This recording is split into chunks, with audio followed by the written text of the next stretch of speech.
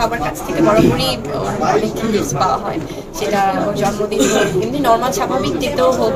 যখনই বাবা কোথাও যায় বা হয়তো খুব একটা সময় পায় না, কারণ উনিও তো শুটিংয়ে ব্যস্ত থাকেন, তো শপিং করে হয়তো বা সেটা পাঠিয়ে দিচ্ছে বা নিজে নিয়ে আসছে বা আমাকে বলছে শপিং করে ফেলতে। তো সেখান থেকে এবং দেশের বাইরে গেলেও প্রচুর ওর জন্য গিফট নিয়ে আসে, বই নিয়ে আসে, যেটা ওর প্রয়োজন হয় যখন যেটা।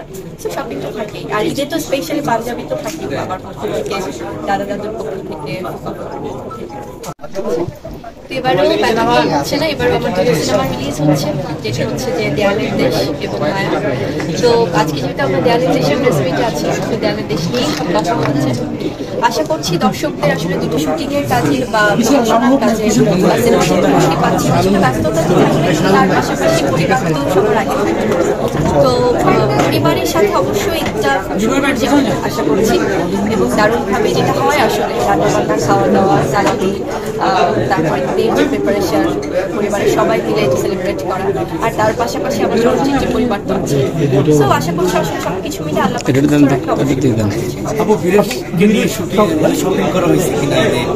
তো আসলে তো মানে এত গিফট পায়, কিন্তু আপনারা সবাই এত ভালোবাসেন, সব আত্মীয় স্বজন করে ওর পরিবারের আমরা সবাই, এবং এছাড়াও সবাই ওকে ঈদ উপহার পাঠায়, সবাই ভালোবাসা পাঠায়, এবং তাছাড়া এর বাইরেও তো শপিংটা সবসময় থাকে।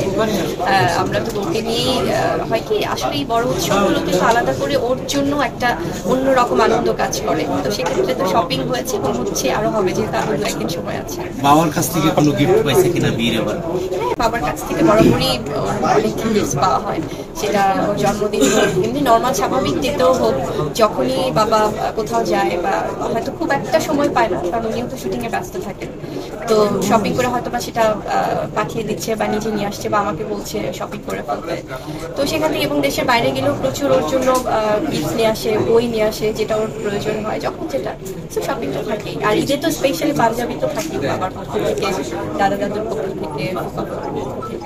কয়েকদিন আগে সাকিব ভাইয়ের জন্মদিনে দেখলাম যে হচ্ছে যে একটা ছবি আপনি শেয়ার করছেন সাকিব ভাইয়ের সাথে বীরের পাশাপাশি শুয়ে আছে একটা ছবি, আসলে তাদের সম্পর্কটা অনেকভাবে নিজেকে আসলে আলাদা করা।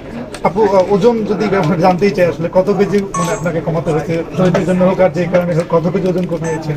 আসলে এটা তো খুবই মানে স্পেসিফিকটা যেহেতু বলা যায় না যে না এতটা আমরা টার্গেট ছিল এরকম, সেটা না। আসলে এটা হচ্ছে যতটা সুস্থ থেকে যেভাবে একটা চরিত্রে নিজেকে আসলে ধারণ করা যায়, সেভাবে ওয়েট লুজ বা ওয়েট গেইন সবগুলো প্রসেসের মধ্য দিয়ে যেতে হয়। তো মিনিমাম তো আসলে ওটা লুজ করাই হয়েছে, আর হয়তো বা দেখা যাবে কিছুদিন পর আবার গেইন করতে হচ্ছে চরিত্রের প্রয়োজনে। সো এটা আসলে খুব ডিফিকাল্ট একটা প্রসেস। তার মানে কি বড় ধরনের চমক আসতেছে সামনে? হ্যাঁ, মানে বড় ধরনের চমক এখন আপাতত আমাদের ঈদে মুভি রিলিজ হচ্ছে দেয়ালের দেশ এবং মায়া, এবং অন্যান্য সিনেমা রিলিজ হচ্ছে, এটাই আপাতত চমক থাকুক। প্রশ্ন করতে চাচ্ছি এই যে দেয়ালের দেশ সিনেমাটি করার আগে নিশ্চয়ই আপনি কয়েকবার স্ক্রিপ্ট পড়েছেন এবং সেগুলো খুব ভালোভাবে করেছেন।